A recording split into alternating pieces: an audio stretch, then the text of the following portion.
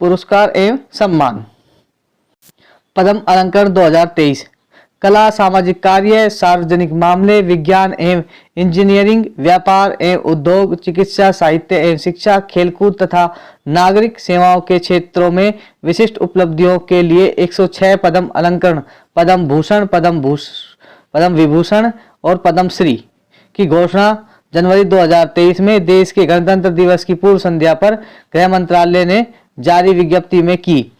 इनमें 6 पद्म विभूषण, 9 पद्म भूषण व 91 पद्म श्री शामिल है। तो हमें ये ही याद रखने हैं कि कितने विभूषण, तो 6 पद्म विभूषण, कितने पद्म भूषण, 9 पद्म विभूषण और कितने पद्म श्री दिए गए, 91 पद्म श्री दिए गए और कुल कितने पद्म पुरस्कार दिए गए, 106 पुरस्कार। इनमें 3 युगल पुरस्कार शामिल हैं। युगल पुरस्कार के तहत 2 लोगों को एक साथ दिए जाने के बावजूद इसे एक ही पुरस्कार गिना जाता है। तो मान लीजिए जैसे 2 लोग थे, 2 लोगों को एक ही पुरस्कार दे दिया गया। युगल का मतलब यहाँ पति पत्नी से नहीं है, पुरस्कार मतलब जोड़ा होना चाहिए कि 2 व्यक्ति हैं या 2 महिला, कोई भी हो, उनको पुरस्कार एक ही दिया गया है। पुरस्कार पाने वालों की सूची में 19 महिलाएं हैं और विदेशियों, NRI, PIO, OCI की श्रेणी के 2 व्यक्ति और 7 मरणोपरांत पुरस्कार पाने वाले भी व्यक्ति शामिल हैं।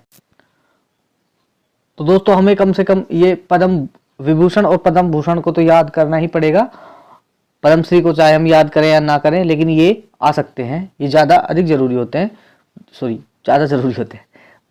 तो पद्म विभूषण पाने वाले 6 व्यक्ति कौन कौन है? बालकृष्ण दोषी, ये मरणोपरांत मिला है। इनके वास्तु क्षेत्र विशेष रूप से इनका याद रखना है, वास्तुकला, और ये गुजरात के रहने वाले थे। जाकिर हुसैन, कला के क्षेत्र में इनको पद्म विभूषण मिला है, ये महाराष्ट्र के निवासी है। SM कृष्णा, ये जनसेवा के क्षेत्र में मिला है, ये कर्नाटक के हैं। दिलीप महान लानाबीस, मरणोपरांत चिकित्सा के क्षेत्र में पश्चिम बंगाल के हैं। श्रीनिवास वर्धन, विज्ञान एवं अभियांत्रिकी, USA के हैं ये। और ये मुलायम सिंह यादव, मरणोपरांत जनसेवा में उत्तर प्रदेश के, ये राजनेता और जनसेवक, ध्यान रखना, ये उत्तर प्रदेश के पूर्व मुख्यमंत्री भी रह चुके हैं। पद्म भूषण 9 लोगों को मिले हैं। SL भीरप्पा, साहित्य एवं शिक्षा के क्षेत्र में कर्नाटक के निवासी हैं। कुमार मंगलम बिड़ला, व्यापार एवं उद्योग के क्षेत्र में महाराष्ट्र के। दीपक धर, विज्ञान एवं अभियांत्रिकी, महाराष्ट्र के निवासी हैं। वाणी जयराम, कला के क्षेत्र में तमिलनाडु के हैं। स्वामी चिन्ना जियर, आध्यात्मिक क्षेत्र में, और ये तेलंगाना के निवासी हैं। सुमन कल्याणपुर, कला के क्षेत्र में, महाराष्ट्र से हैं। कपिल कपूर, साहित्य एवं शिक्षा, दिल्ली से हैं। सुधा मूर्ति, समाज सेवा, कर्नाटक से हैं। कमलेश D पटेल, आध्यात्मिक क्षेत्र में, तेलंगाना से है। अंतर्राष्ट्रीय क्रिकेट परिषद के पुरस्कार 2022। अंतर्राष्ट्रीय क्रिकेट परिषद ICC ने क्रिकेट के क्षेत्र में उत्कृष्ट प्रदर्शन के लिए वर्ष 2022 के अपने पुरस्कारों की घोषणा 23 से 26 जनवरी 2023 को की। तो ध्यान रखना 2022 के पुरस्कार हैं।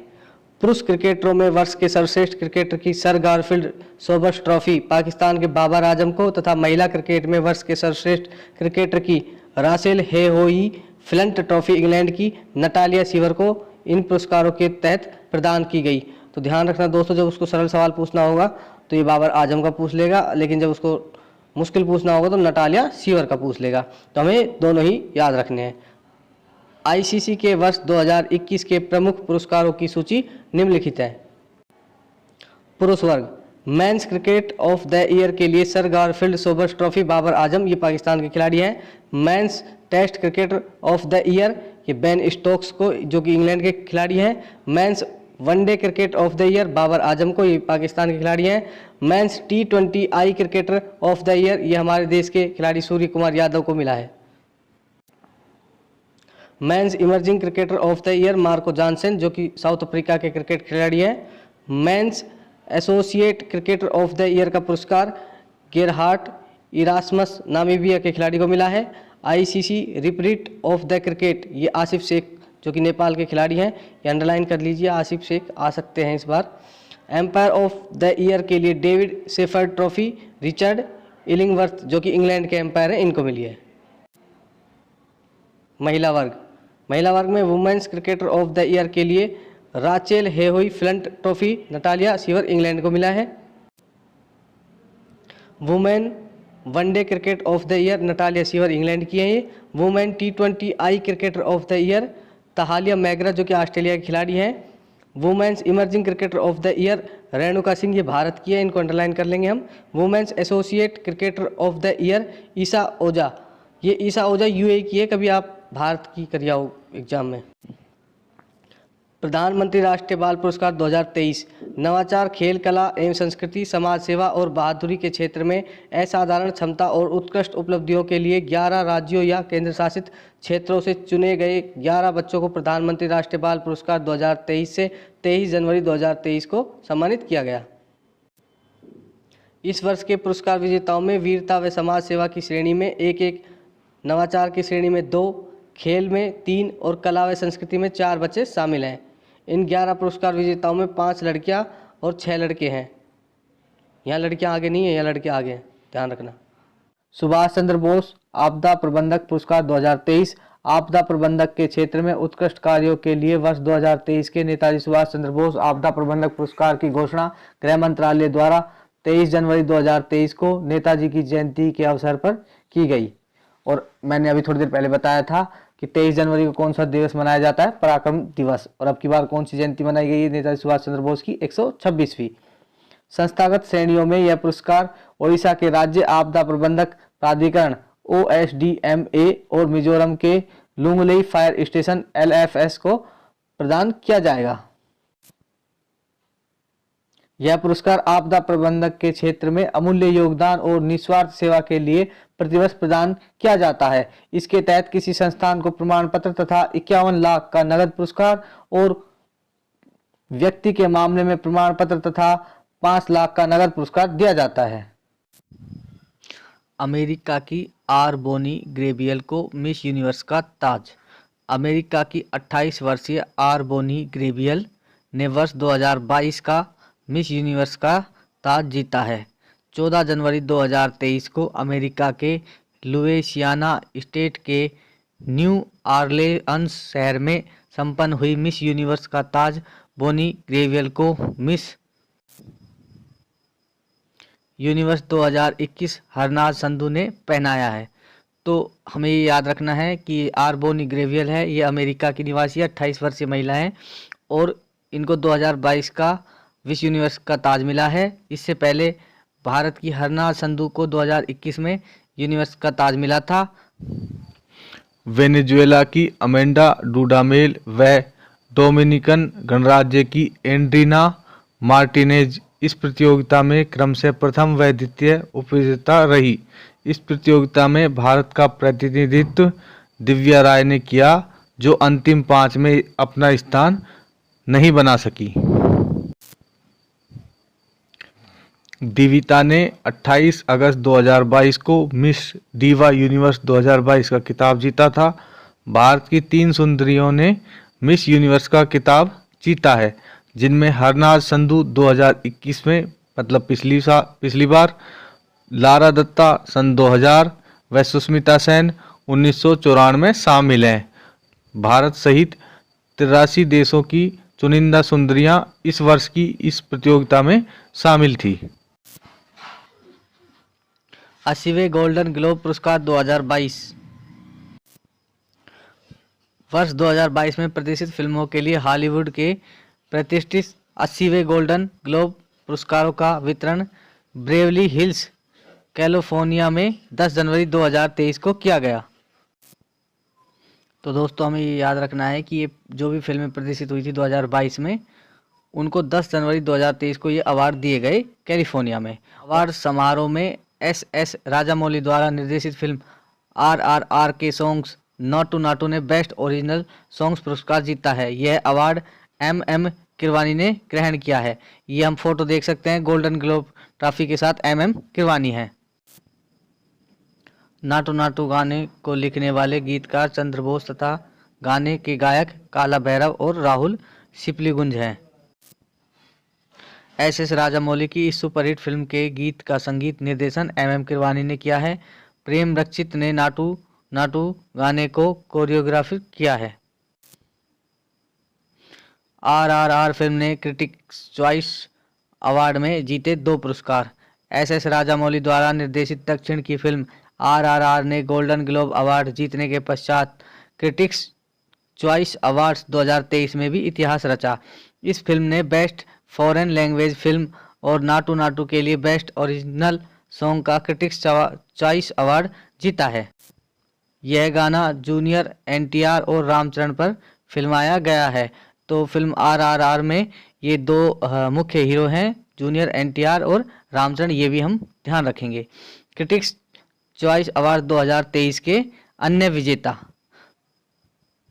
सर्वश्रेष्ठ निर्देशक डेनियल क्वान और Daniel Scheinert, everything everywhere all at once. सर्वश्रेष्ठ अभिनेता ब्रेंडन फ्रेजर, द वेल। सर्वश्रेष्ठ अभिनेत्री कैट ब्लैचेट, फिल्म टार के लिए। सर्वश्रेष्ठ सहायक अभिनेता Ke Huy Quan, everything everywhere all at once film के लिए। सर्वश्रेष्ठ सहायक अभिनेत्री एंजेला बैसेट, ब्लैक पैंथर, वंकड़ा फॉरएवर। असम सरकार द्वारा वर्ष 2022-23 के लिए सर्वोच्च नागरिक पुरस्कार विजेताओं की घोषणा। असम सरकार द्वारा वर्ष 2022-23 के लिए राज्य के 3 प्रतिष्ठित सर्वोच्च नागरिक पुरस्कारों की घोषणा जनवरी 2023 में की है। इन पुरस्कारों के तहत असम सरकार द्वारा दिया जाने वाला सर्वोच्च नागरिक पुरस्कार असम वैभव से डॉक्टर तपन शौकिया को सम्मानित किया जाएगा। तो हमें यहाँ से 2 बातें याद रखनी है कि असम का सर्वोच्च नागरिक पुरस्कार कौन सा है, असम वैभव, और ये किसे दिया जाएगा अब की बार, डॉक्टर तपन शौकिया को। प्रवासी भारतीय सम्मान पुरस्कार 2023। राष्ट्रपति द्रौपदी मुर्मू ने 10 जनवरी 2023 को 27 भारतीय प्रवासियों को 17वें प्रवासी भारतीय सम्मान पुरस्कार 2023 से सम्मानित किया गया। यह प्रवासी भारतीयों को दिया जाने वाला सबसे बड़ा पुरस्कार है जो विदेशों में उनकी उत्कृष्ट उपलब्धियों के लिए दिया जाता है। 32वां GD बुढ़ला पुरस्कार, तो इसका तो हम स्क्रीनशॉट ले लेंगे, 10 में से 7 पेपरों में छपने वाला है। GD बिड़ला पुरस्कार वैज्ञानिक अनुसंधान के लिए दिया जाने वाला घनश्याम दास बिड़ला पुरस्कार वर्ष 2022 के लिए प्रोफेसर नीलेश बी मेहता को देने की घोषणा 4 जनवरी 2023 को की गई। बेंगलुरु स्थित इंडियन इंस्टीट्यूट ऑफ साइंस के इलेक्ट्रिक कम्युनिकेशन इंजीनियरिंग विभाग में कार्यरत प्रोफेसर मेहता को यह पुरस्कार वायरलेस कम्युनिकेशन के क्षेत्र में उत्कृष्ट योगदान हेतु दिया गया है। तो हमें यह भी याद रखना पड़ेगा कि इनको किस क्षेत्र में दिया गया है, वायरलेस कम्युनिकेशन के क्षेत्र में यह पुरस्कार दिया गया है। इन्होंने इस क्षेत्र में बहुत उत्कृष्ट योगदान दिया है, इसलिए इनको। Pandit Hariprasad Chaurasia life time achievement award. प्रसिद्ध हिंदुस्तानी गायिका डॉक्टर प्रभा अत्रे को 22 जनवरी 2023 को Pandit Hariprasad Chaurasia life time achievement award से सम्मानित किया गया।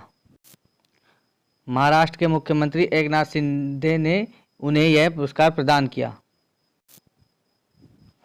Federal bank literary award 2022। प्रसिद्ध लेखक के वेणु को उनकी आत्मकथा ओरन वेसनथीनते कथा के लिए पहले फेडरल बैंक लिटरेरी अवार्ड 2022 से सम्मानित किया गया है। भारतीय शांति रक्षकों को संयुक्त राष्ट्र मेडल। दक्षिण सूडान संयुक्त राष्ट्र मिशन में सेवा प्रदान करने वाले 1771 से अधिक भारतीय शांति रक्षकों को उनकी असाधारण सेवा के लिए संयुक्त राष्ट्र मेडल से सम्मानित किया गया है। तो कितने लोगों को ये संयुक्त मेडल मिला है? 1171 लोगों को। पहली बार भारतीय सेना की एक महिला अधिकारी मेजर जैस्मिन चट्टा ने अपर नाइल में पुरस्कार समारोह में भारतीय दल की परेड का नेतृत्व किया। उल्लेखनीय है कि भारत संयुक्त राष्ट्र शांति मिशनों के लिए सबसे बड़ा सैन्य योगदान करने वाले देशों में से एक है। डॉक्टर पतंगाराव कदम मेमोरियल सम्मान। वैक्सीन निर्माता company serum institute of India के मुख्य कार्यकारी अधिकारी आधार पुनेवाला को पहले डॉक्टर पतंगाराव कदम मेमोरियल सम्मान से जनवरी 2023 के पूर्वार्ध से सम्मानित किया गया। तो हमें इसमें से 2 प्रश्न बनते हैं। डॉक्टर पतंगाराव कदम मेमोरियल सम्मान किसे दिया गया? आधार पुनेवाला को। और सीरम इंस्टीट्यूट ऑफ इंडिया के मुख्य कार्यकारी अधिकारी कौन है? आधार पुनेवाला। पतंगाराव कदम महाराष्ट्र राज्य के एक भारतीय राजनेता थे और उनकी स्मृति में यह पुरस्कार स्थापित किया गया है। ओडिशा का अस्का पुलिस स्टेशन भारत में सर्वश्रेष्ठ पुलिस स्टेशन गंजाम जिले के अस्का पुलिस स्टेशन को वर्ष 2022 के लिए पुलिस स्टेशनों की वार्षिक रैंकिंग में देश का नंबर 1 पुलिस स्टेशन घोषित किया गया है। तो हमें ये भी याद रखना पड़ेगा, ये उड़ीसा का है अस्का पुलिस स्टेशन, इसे सम्मानित किया गया है और ये देश में पहले नंबर पर आया है। केंद्रीय गृह मंत्री अमित शाह ने 20 जनवरी 2023 को नई दिल्ली में राष्ट्रीय कृषि विज्ञान परिषद में DGAP IGSP सम्मेलन 2022 के दौरान थाना प्रभारी निरीक्षक को ट्रॉफी प्रदान की। उल्लेखनीय है कि विगत वर्ष 2021 में गंजाम जिले के गंगापुर थाने को देश का दूसरा सर्वश्रेष्ठ थाना घोषित किया गया था, जबकि प्रथम स्थान पर दिल्ली का सदर बाजार थाना था। 8वां महाकवि कन्हैयालाल सेठिया अवार्ड, तो ये याद रखना, आपकी बार 8वां दिया गया है महाकवि कन्हैयालाल सेठिया अवार्ड। जनवरी 2023 में साहित्य के महाकुंभ जयपुर लिटरेचर फेस्टिवल में 8वां महाकवि कन्हैयालाल सेठिया अवार्ड से आधुनिक कवि एवं आलोचक के सच्चिदानंद को सम्मानित किया गया है। महाकवि कन्हैयालाल सेठिया फाउंडेशन द्वारा प्रदत्त इस पुरस्कार के तहत विजेता को सम्मान स्वरूप एक मोमेटो और 1 लाख रुपए दिए जाते हैं।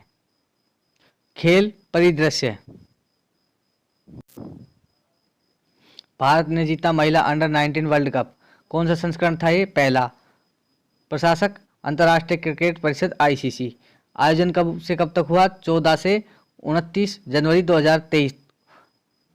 कहाँ हुआ इसका आयोजन? दक्षिण अफ्रीका में। 16 टीमों ने अब की बार हिस्सा लिया था।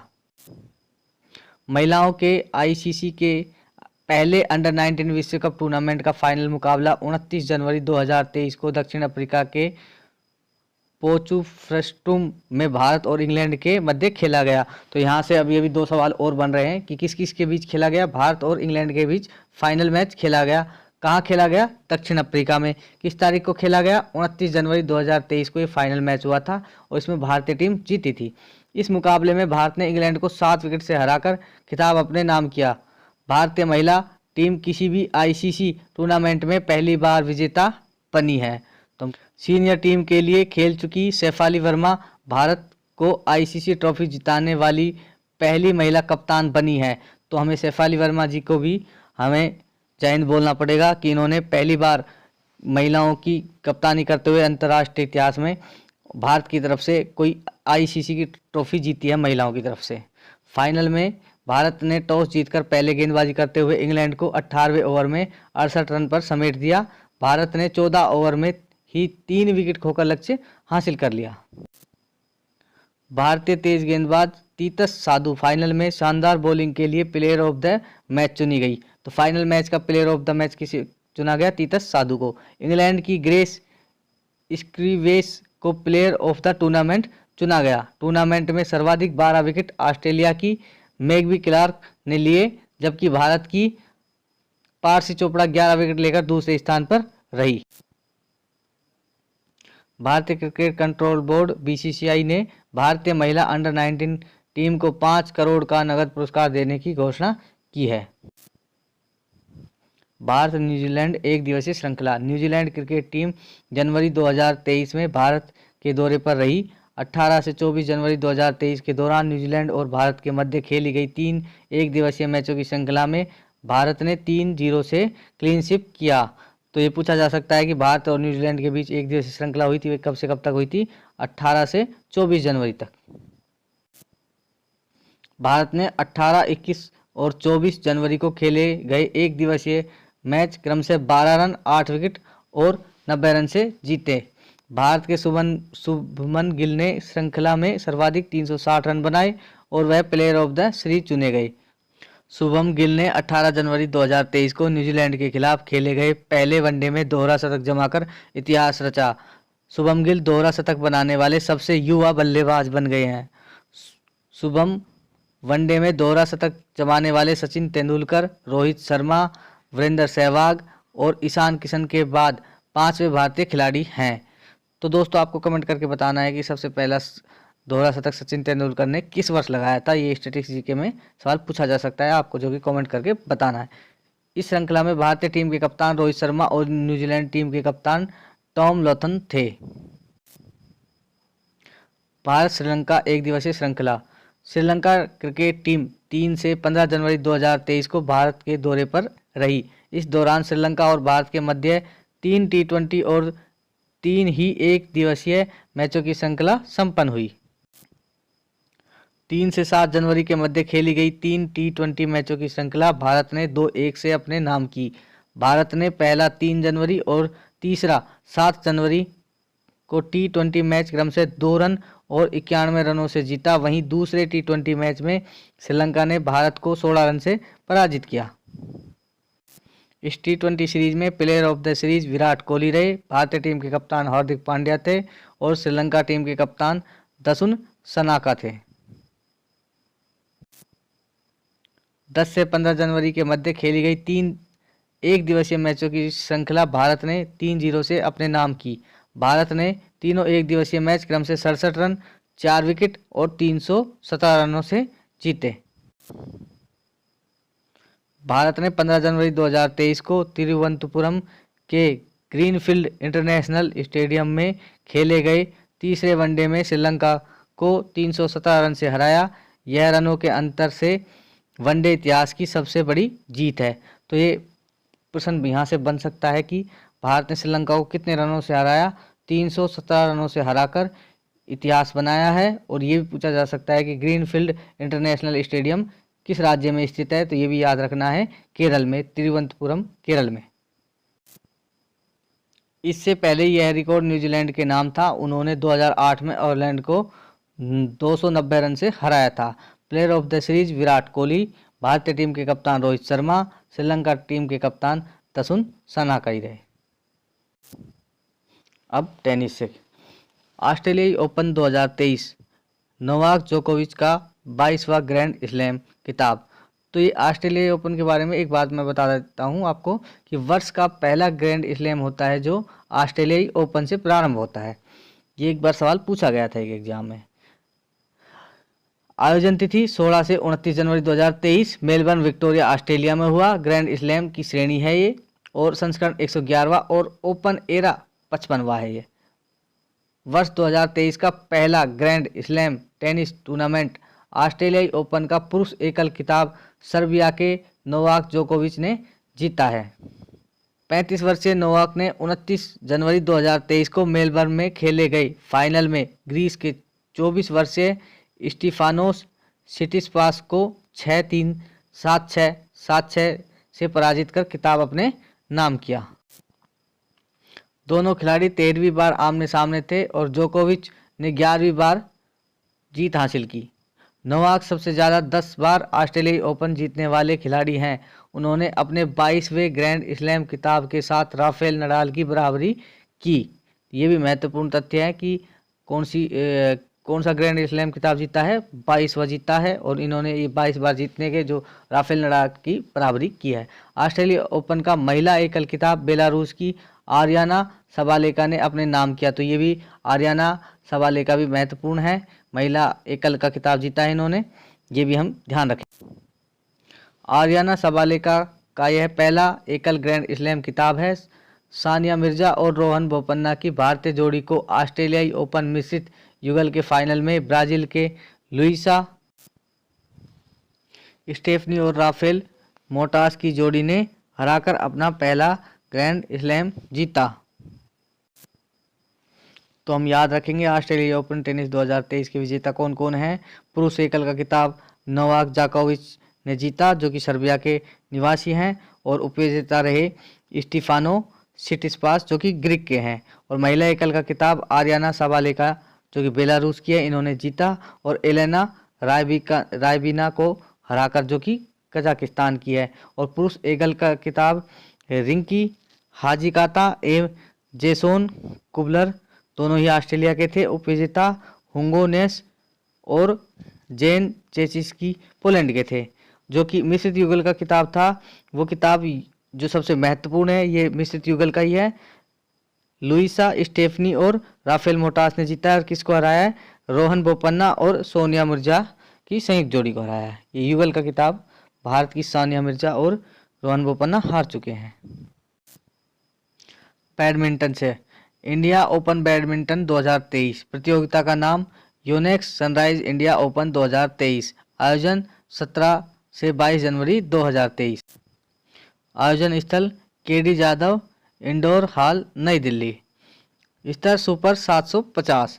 नई दिल्ली में खेले गए इंडिया ओपन बैडमिंटन प्रतियोगिता के फाइनल में थाईलैंड के कुनुलावुत विदित दर्शन और दक्षिण कोरिया की आन सी यंग ने क्रम से पुरुष व महिला वर्ग का एकल खिताब जीता है।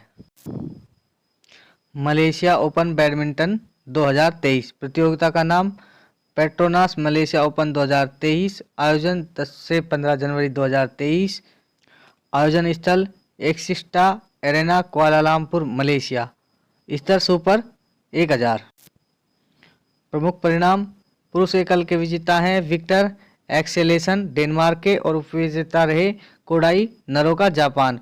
महिला एकल विजेता अकाने यामागुची जापान की हैं, उपविजेता रही आन से युंग दक्षिण कोरिया की। हॉकी: जर्मनी पुरुषों के विश्व कप 2023 का विजेता।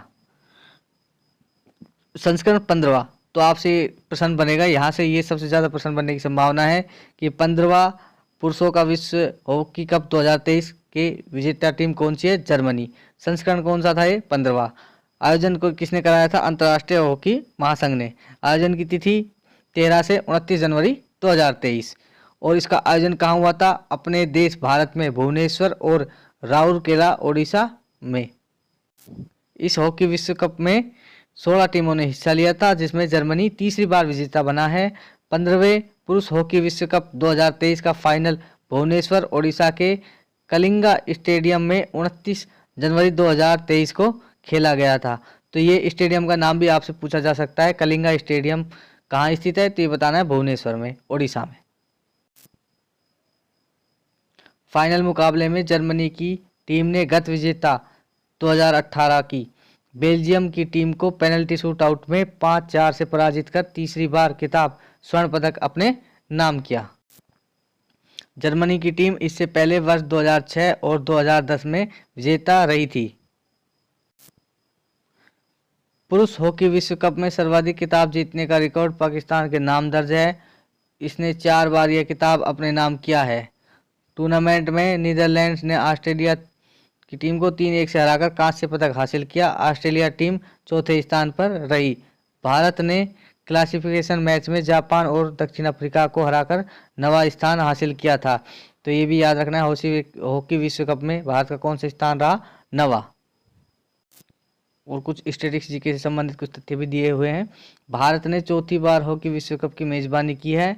इससे पूर्व भारत वर्ष 1982 में मुंबई में, 2010 में नई दिल्ली में तथा 2018 में भुवनेश्वर में हॉकी विश्व कप की मेजबानी कर चुका है। चर्चित खिलाड़ी: कौस्तुभ चटर्जी देश के 78वें ग्रैंड मास्टर। कोलकाता के 19 वर्षीय शतरंज खिलाड़ी कौस्तुभ चटर्जी भारत के 78वें ग्रैंड मास्टर बने हैं। उन्होंने 31 दिसंबर 2022 को 59वीं राष्ट्रीय सीनियर शतरंज चैंपियनशिप के 10वें राउंड में ग्रैंड मास्टर मत्रिबा गुआ के साथ ड्रा खेलकर ग्रैंड मास्टर बनने का आखिरी मानक पूरा किया। कौस्तुभ पश्चिम बंगाल से 10वें ग्रैंड मास्टर है। तो यहाँ से 2 सवाल बन रहे हैं यहाँ से कि कौस्तुभ चटर्जी किस नंबर के ग्रैंड मास्टर बने भारत के? तो 78वें। और पश्चिम बंगाल के कौन से खिलाड़ी हैं ये जो ग्रैंड मास्टर बने? 10वें खिलाड़ी हैं। अच्छा, एक चीज़ और बताइए, सर्वाधिक ग्रैंड मास्टर किस राज्य ने दिए हैं? तो ये याद रखना, तमिलनाडु में। और भारत का पहला ग्रैंड मास्टर कौन है? तो विश्वनाथ आनंद। कब बने थे? 1988 में। उल्लेखनीय है कि किसी शतरंज खिलाड़ी को ग्रैंड मास्टर बनने के लिए कम से कम 2500 फिडे रेटिंग के साथ कम से कम 3 ग्रैंड मास्टर नाम हासिल करने होते हैं। अच्छा दोस्तों, एक सवाल यहाँ से और बनता है, शतरंज में भारत की पहली महिला ग्रैंड मास्टर कौन है? तो ये याद रखना, एस विजयलक्ष्मी है। निखत जरीन एमएनडीसी की ब्रांड एम्बेसडर। हैदराबाद स्थित सार्वजनिक क्षेत्र की नवरत्न खनन कंपनी एमएनडीसी लिमिटेड ने विश्व चैंपियन मुक्केबाज निखत जरीन को अपना ब्रांड एम्बेसडर बनाने के लिए एक समझौता ज्ञापन पर हस्ताक्षर जनवरी 2023 में किए हैं। आप फोटो में देख सकते हैं दोस्तों, ये है एमएनडीसी की ब्रांड एम्बेसडर निखत जरीन और ये मुक्केबाजी खेल से संबंधित है। ये भी आपको याद रखना पड़ेगा। अद्यतन सामान्य ज्ञान। पंकज कुमार सिंह उपराष्ट्रीय सुरक्षा सलाहकार नियुक्त। सीमा सुरक्षा बल के सेवानिवृत्त महानिदेशक पंकज कुमार सिंह को जनवरी 2023 में 2 वर्ष की अवधि के लिए राष्ट्रीय सुरक्षा परिषद सचिवालय में उप राष्ट्रीय सुरक्षा सलाहकार के रूप में नियुक्त किया गया था। तो यहाँ से याद रखना है हमें, अब हमारे उप राष्ट्रीय सुरक्षा सलाहकार कौन बने हैं? पंकज कुमार सिंह। तो हम इनकी फोटो भी देख सकते हैं। तो ये है पंकज कुमार सिंह। चेतन शर्मा चयन समिति के अध्यक्ष नियुक्त। भारतीय क्रिकेट कंट्रोल बोर्ड ने 7 जनवरी 2023 को नई चयन समिति की घोषणा की है। इसमें पूर्व क्रिकेटर चेतन शर्मा को सीनियर क्रिकेट टीम चयन समिति का अध्यक्ष पुनः नियुक्त किया है। उल्लेखनीय है कि T20 वर्ल्ड कप में खराब प्रदर्शन के बाद बीसीसीआई ने चयन समिति को बर्खास्त कर दिया था। उस समिति के अध्यक्ष भी चेतन शर्मा थे। ये है चेतन शर्मा। प्रवीण कुमार श्रीवास्तव कार्यवाहक मुख्य सतर्कता आयुक्त। भारत सरकार ने सतर्कता आयुक्त प्रवीण कुमार श्रीवास्तव को कार्यवाहक मुख्य सतर्कता आयुक्त CVC 28 दिसंबर 2022 को नियुक्त किया है। उन्होंने इस पद पर सुरेश एन पटेल का स्थान लिया है, जो 24 दिसंबर 2022 को सेवानिवृत्त हुए। तो क्वेश्चन आएगा कि हमारे वर्तमान में CVC कौन है? तो प्रवीण कुमार श्रीवास्तव। और इन्होंने किनका स्थान लिया है? सुरेश एन पटेल का। भारतीय या भारतीय मूल के व्यक्तियों की अंतर्राष्ट्रीय नियुक्तियां। डॉक्टर विनय प्रकाश सिंह APPU के महासचिव नियुक्त। भारतीय डाक सेवा के वरिष्ठ अधिकारी डॉक्टर विनय प्रकाश सिंह ने एशियन प्रशांत डाक संघ APPU के महासचिव के तौर पर पदभार 1 जनवरी 2023 को ग्रहण किया है। यह पहली बार है जब कोई भारतीय डाक क्षेत्र में एक अंतर्राष्ट्रीय संगठन का नेतृत्व संभाल रहा है। डॉक्टर विनय प्रकाश का इस पद पर कार्यकाल 4 वर्ष का होगा। एशियाई प्रशांत डाक संघ के बारे में कुछ तथ्य दे रखा है। एशियाई प्रशांत डाक संघ APPU एशियाई प्रशांत क्षेत्र के 32 सदस्यीय देशों का एक अंतर सरकारी संगठन है। तो हम ये ध्यान रखेंगे कि ये 32 सदस्यीय देशों का एक अंतर सरकारी संगठन है। APPU इस क्षेत्र में यूनिवर्सल पोस्टल यूनियन APPU का एकमात्र नियंत्रित संघ है, जो संयुक्त राष्ट्र के एक विशेष एजेंसी है। APPU का लक्ष्य डाक सेवाओं के क्षेत्र में सहयोग को बढ़ावा देना तथा सदस्य देशों के बीच डाक संबंधों का विस्तार, सुविधा देना और सुधार करना है। विभिन्न UPU परियोजनाओं के क्षेत्रीय केंद्र के रूप में APUU यह सुनिश्चित करने में भी अग्रणी भूमिका निभाता है कि UPU की सभी तकनीकी और परिचालन परियोजनाएं इस क्षेत्र में पूरी हो जाएं, ताकि क्षेत्र को सर्वोत्तम संभव तरीके से वैश्विक डाक नेटवर्क में एकीकृत किया जा सके। महासचिव डाक संघ की गतिविधियों का नेतृत्व करते हैं और एशियन पैसिफिक पोस्टल कॉलेज के निदेशक भी हैं, जो इस क्षेत्र का सबसे बड़ा अंतर सरकारी डाक प्रशिक्षण संस्थान है। तो ध्यान रखना दोस्तों, APPU का जो मुख्यालय है बैंकॉक थाईलैंड में है। अंतर्राष्ट्रीय नियुक्तियां। क्रिप्स हिपकिंग न्यूजीलैंड के नए प्रधानमंत्री। न्यूजीलैंड के पुलिस, शिक्षा और सार्वजनिक सेवा मंत्री क्रिस हिपकिंग ने देश के 41वें प्रधानमंत्री के रूप में शपथ 25 जनवरी 2023 को ग्रहण की। तो ये ध्यान रखना दोस्तों, जो न्यूजीलैंड के नए प्रधानमंत्री बने हैं क्रिप्स हिपकिंग बने हैं। और कौन से नंबर के हैं ये? तो 41वें प्रधानमंत्री हैं। न्यूजीलैंड की राजधानी वेलिंगटन में आयोजित एक समारोह में गवर्नर सिंडी किरो ने हिपकिंग को प्रधानमंत्री के तौर पर शपथ दिलाई। उन्होंने इस पद पर जेसिंडा अर्डन का स्थान लिया है। तो जेसिंडा अर्डन को भी हम अंडरलाइन कर लेंगे, ये न्यूजीलैंड की 40वीं प्रधानमंत्री थी। लेबर पार्टी के नेता जेसिंडा ने 19 जनवरी 2023 को न्यूजीलैंड के प्रधानमंत्री पद से इस्तीफा दिया था। पेट्रे पावेल चेक गणराज्य के नए राष्ट्रपति। उत्तरी अटलांटिक संधि संगठन नाटो सैन्य समिति के पूर्व अध्यक्ष पेट्रे पावेल 28 जनवरी 2023 को चेक गणराज्य के नए राष्ट्रपति निर्वाचित हुए हैं। अन्य प्रमुख नियुक्तियां राष्ट्रीय और अंतर्राष्ट्रीय। तो राष्ट्रीय नियुक्तियां पढ़ेंगे अब हम। प्रोफेसर भरत भास्कर ये निदेशक बने हैं Indian institute of management Ahmedabad के। श्यामल पटेल ये अध्यक्ष बने हैं गुजरात सहकारी दुग्ध विपणन महासंघ के। विक्रम देवदत्त ये महानिदेशक बने हैं नागरिक उड्डयन महानिदेशालय के। विक्रम देवदत्त ने 28 फरवरी 2023 को इस पद पर अरुण कुमार का स्थान लिया है। नागर विमानन महानिदेशालय नागर विमानन क्षेत्र में नियामक निकाय है, जो कि मुख्य संरक्षा संबंधी मामलों को देखती है। निक वाकर ये मुख्य कार्यपालक अधिकारी यानी कि CEO बने हैं केयरन ऑयल एंड गैस कंपनी के। केरन ऑयल एंड गैस भारत में सबसे बड़ा निजी कच्चा तेल उत्पादक है। हम इसको अंडरलाइन कर लेंगे या स्क्रीनशॉट ले लेंगे कि केरन ऑयल एंड गैस भारत में सबसे बड़ा निजी कच्चा तेल उत्पादक है। प्रवीण शर्मा ये निदेशक बने हैं राष्ट्रीय स्वास्थ्य प्राधिकरण के। राष्ट्रीय स्वास्थ्य प्राधिकरण भारत की प्रमुख सार्वजनिक स्वास्थ्य बीमा आश्वासन योजना आयुष्मान भारत प्रधानमंत्री जन आरोग्य योजना को लागू करने के लिए शीर्ष निकाय है। एस शांति कुमारी ये मुख्य सचिव बनी है तेलंगाना सरकार की। 1989 की बैच आईएएस अधिकारी एस शांति कुमारी तेलंगाना की पहली महिला मुख्य सचिव है। तो हमें याद रखेंगे तेलंगाना की पहली महिला मुख्य सचिव कौन बनी है, एस शांति कुमारी। अनुराग कुमार ये अध्यक्ष एवं प्रबंधक निदेशक बने हैं इलेक्ट्रॉनिक्स कॉर्पोरेशन ऑफ इंडिया के। सुरेंद्र चावला प्रबंध निदेशक बने हैं ये पेटीएम पेमेंट्स बैंक लिमिटेड के। संयम मेहरा ये चेयरमैन बने हैं अखिल भारतीय रत्न और आभूषण घरेलू परिषद जीजेसी के। अजय कुमार श्रीवास्तव प्रबंध निदेशक बने हैं ये इंडियन ओवरसीज बैंक के। अंतर्राष्ट्रीय नियुक्तियां क्लेयर लोम्बार्डेली ये मुख्य अर्थशास्त्री बने हैं आर्थिक सहयोग एवं विकास संगठन OECD के। यूके ट्रेजरी सलाहकार लोम्बार्डेली इस पद पर फ्रांस की लॉरेंस बून की जगह ICD के आर्थिक कार्यों का नेतृत्व करेंगी। रवि कुमार एस ये CEO और बोर्ड के सदस्य बने हैं कॉन्जिनेंट अमेरिका की एक बहुराष्ट्रीय सूचना प्रौद्योगिकी सेवा और परामर्श कंपनी है। यह नास्डेक 100 में शामिल तथा CTSH के तहत कारोबार करती है। जनवरी 2023 में पद ग्रहण करने वाले प्रमुख राजनेता अंतर्राष्ट्रीय स्तर के ल्यूज इनासियो लूला दे डिसिल्वा ये राष्ट्रपति बने हैं ब्राजील के। एलेन क्लॉड बिलीबाई नजे ये प्रधानमंत्री हैं गेबोन के। वो थी एन जियांग ये राष्ट्रपति बने हैं कार्यवाहक राष्ट्रपति बने हैं वियतनाम के। बोरजाना क्रिस्टो ये प्रधानमंत्री बने हैं बोस्निया एंड हर्जेगोविना से। क्रिप्स हॉकिंग ये सबसे महत्वपूर्ण है क्रिप्स हॉकिंग ये प्रधानमंत्री बने हैं न्यूजीलैंड के। अब ये प्रमुख व्यक्ति जिनका निधन हो गया था उनके बारे में पढ़ेंगे हम। बालकृष्ण दोषी वास्तुकला का सर्वोच्च सम्मान प्रीत कर पुरस्कार जीतने वाले भारतीय आर्किटेक्ट बालकृष्ण विठलदास दोषी का 24 जनवरी 2022 को 95 वर्ष की आयु में निधन हो गया। बालकृष्ण दोषी का जन्म पुणे महाराष्ट्र में हुआ था, तो ये भी हम याद रखेंगे ये महाराष्ट्र के निवासी थे। बालकृष्ण दोषी को मई 2022 में रॉयल गोल्ड से सम्मानित किया गया था। बालकृष्ण दोषी उन चुनिंदा लोगों में से थे जिन्हें गोल्ड मेडल और प्रिट्जर आर्किटेक्चर पुरस्कार दोनों से सम्मानित किया गया था। प्रिट्जर को वास्तुकला के क्षेत्र में नोबेल भी कहा जाता है।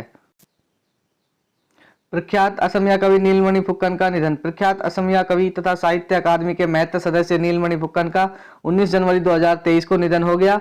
वह 89 वर्ष के थे। 1933 में इन्हें नीलमणि फुक्कन को उनकी कविता के अद्भुत प्रतीकवाद और कल्पनात्मक गुणों के लिए जाना जाता था। हालांकि वे उन कवियों के समूह में सबसे कम आयु के थे जिन्होंने फ्रांसीसी प्रतीकवादी कवियों के साथ साथ पश्चिम के कल्पना विधियों और औपचारिकताओं से प्रभावित होकर द्वितीय विश्व युद्ध के बाद स्वयं को असम में स्थापित किया। अन्य प्रमुख दिवंगत हस्तियां एयर मार्शल हरजीत सिंह अरोड़ा ये वायुसेना के पूर्व उप प्रमुख रह चुके हैं। वायुसेना के पूर्व उप प्रमुख एयर मार्शल अरोड़ा 30 जून 2021 को सेवानिवृत्त हुए थे। वह जनवरी 2011 में अति विशिष्ट सेवा पदक और जनवरी 2020 में परम विशिष्ट सेवा पदक से सम्मानित थे। प्रभाबेन सोबकचंद शाह ये एक सामाजिक कार्यकर्ता है। इनका 61 वर्ष की आयु में निधन हो गया। ये केंद्र शासित प्रदेश दादर और नगर हवेली दमन और दीव की एक सामाजिक कार्यकर्ता थी। इन्हें दमन की दिव्या के नाम से भी जाना जाता था। वर्ष 2022 में इन्हें पद्मश्री मिला। दोस्तों ये जो प्रभाबेन सोबकचंद शाह है ये इनका जन्म गुजरात में हुआ था और ये बाद में दादर नगर हवेली चले गए थे और वहां पे जाके एक सामाजिक कार्यकर्ता बन गई थी। इन्हें दमन की दिव्या के नाम से जाना जाता है। डी दामोदरन ये परमाणु वैज्ञानिक थे। प्रसिद्ध वैज्ञानिक और वैज्ञानिक एवं औद्योगिक अनुसंधान परिषद के पूर्व निदेशक भी रह चुके हैं। नवाब मीर बरकत अली खान वालासन मुकरम ये हैदराबाद के आखिरी और 8वें निजाम थे और इनका अंतिम संस्कार इनकी इच्छानुसार हैदराबाद में हुआ है। जीना लोलो ब्रिगेडा ये इटालियन अभिनेत्री थी। इन्हें 20वीं सदी की मोनालिसा भी कहा जाता है। तो दोस्तों आपसे स्टैटिस्टिक्स के में पूछा जा सकता है कि भारत की मोनालिसा कौन थी, तो हमें याद रखना है बनी ठनी और ये सावंत सिंह की प्रेमिका थी। जीना को उस जमाने में उनकी एक फिल्म के टाइटल की वजह से दुनिया की सबसे खूबसूरत महिला के टाइटल से भी नवाजा गया था। तो टाइटल का नाम क्या था? The world most beautiful women.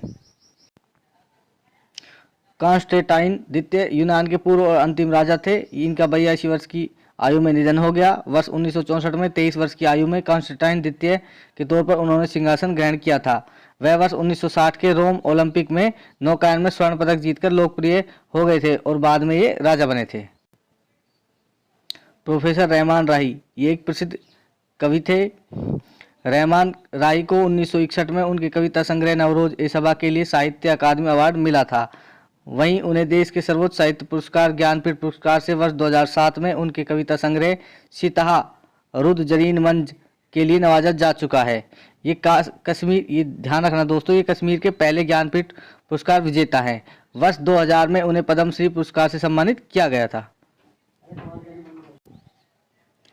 Doctor टेडेवट्टन ई उदवाड़िया भारत में लेप्रोस्कोपिक सर्जरी के जनक थे। ये डॉक्टर उदवाड़िया को वर्ष 2017 में देश के तीसरे सर्वोच्च नागरिक पुरस्कार पद्म भूषण से सम्मानित किया गया था।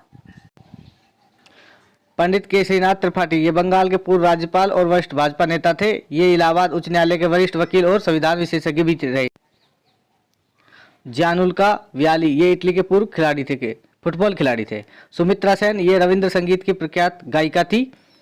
आर के कृष्ण कुमार टाटा संघ के पूर्व निदेशक थे और इनका 84 वर्ष की आयु में भी हाल ही में निधन हो गया 1 जनवरी 2023 को। वर्ष 2009 में इनको पद्मश्री भी मिला था, ये ध्यान रखेंगे। पोप बेनेडिक्स, ये पूर्व कैथोलिक पोप थे। इनका 95 वर्ष की आयु में निधन हो गया वेटिकन में। बेनेडिक्स को वर्ष 2005 में वेटिकन सिटी का पोप चुना गया था। वर्ष 2013 में उन्होंने अपने पद से इस्तीफा दे दिया था। वर्ष 1415 में ग्रेगरी के बाद इस्तीफा देने वाले वह पहले पोप बने थे।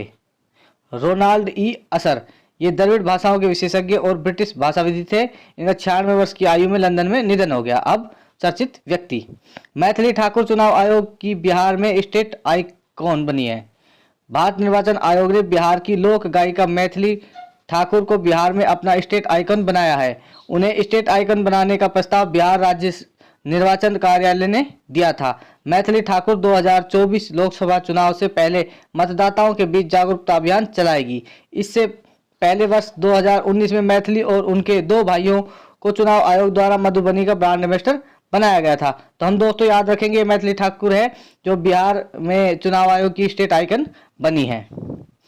चर्चित स्थल, ये सम्मेद शिखर जी पर्वत क्षेत्र।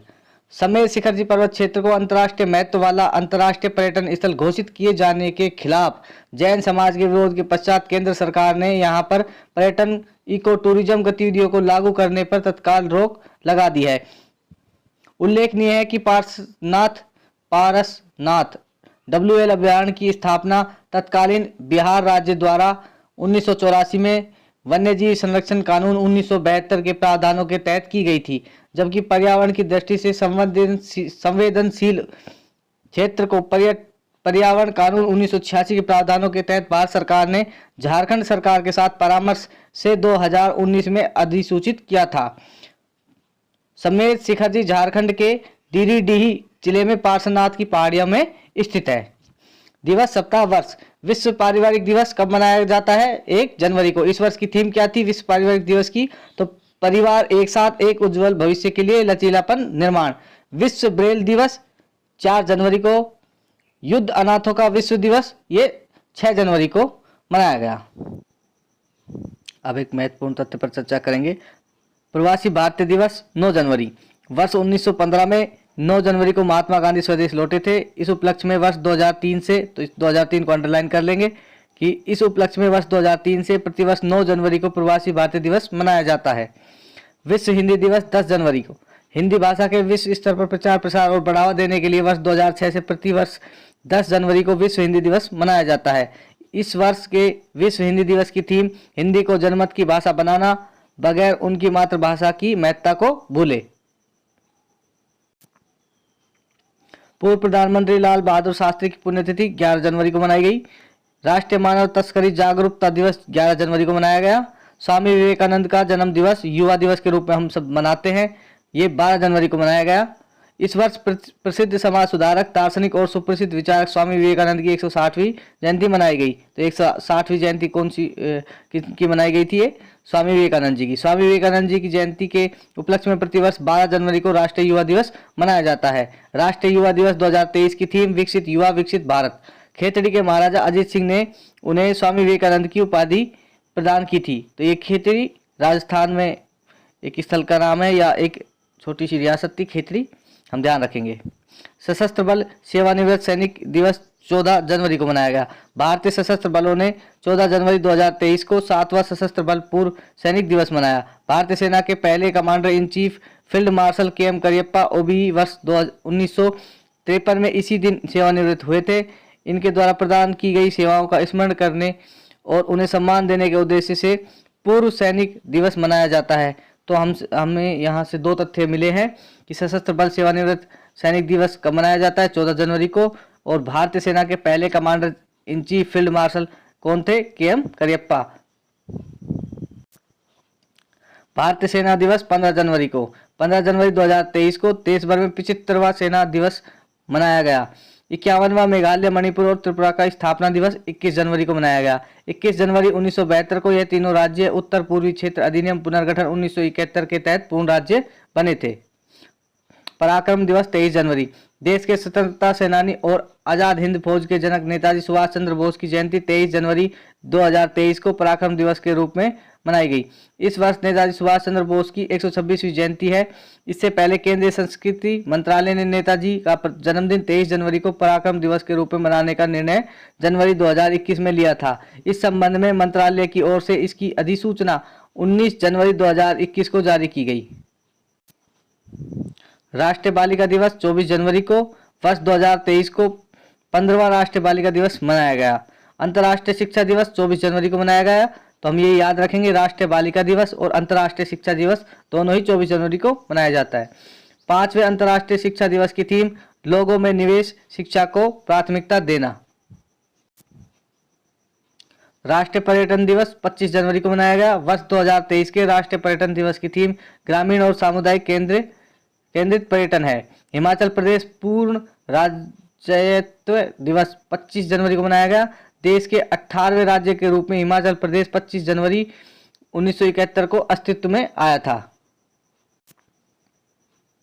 हिमाचल प्रदेश में 53वां पूर्ण राज्यत्व दिवस धूमधाम से मनाया गया।